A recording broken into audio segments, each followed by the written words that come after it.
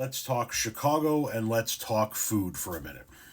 If you've been following me for any period of time, you know that one of my favorite foods ever is the Italian beef sandwich. It is something that was invented here in Chicago, perfected here in Chicago, and has now been not outsourced, but franchised out across the country in the form of a restaurant called Portillo's, which is one of the original Chicago beef joints from back in the day. If you don't know what an Italian beef is, I'm going to show you a video of it here in a moment. You take a roll and you pile it high with paper thin sliced, slow roasted roast beef that is seasoned a certain way, and then those slices are put back into their own juice to simmer. You take your roll, you pile the roast beef, the sliced roast beef on it, and then you dunk the roll in the juice. Here's what that looks like.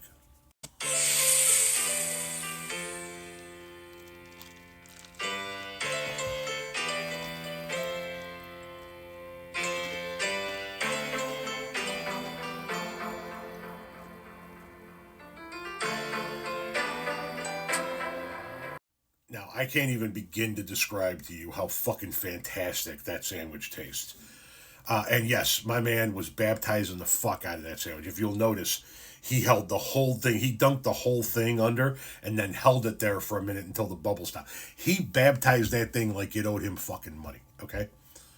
That's an Italian beef sandwich. Now, you can get that on toasted garlic bread. You can get it with cheese on it. You can get it with hot peppers or sweet peppers, cheese whiz, all kinds of different stuff that you can put in. I like mine plain dipped. It's perfect that way.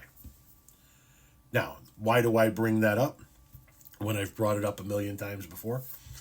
Well, because now what are we into? We're into the Lent season, right? Where you're not supposed to eat meat. Now, on Fridays. Now, I'm not one that practices Lent or anything of that nature. Shocker, right? But the Chicago Friday Lent version of that is called the pepper and egg, where you take that same roll and you put scrambled eggs in it with green peppers. Sometimes the scrambled eggs and green peppers are all cooked together. In the video I'm going to show you, which also comes from Portillo's, they have the scrambled eggs and then they put the peppers on top. Here's what that looks like. It's Friday.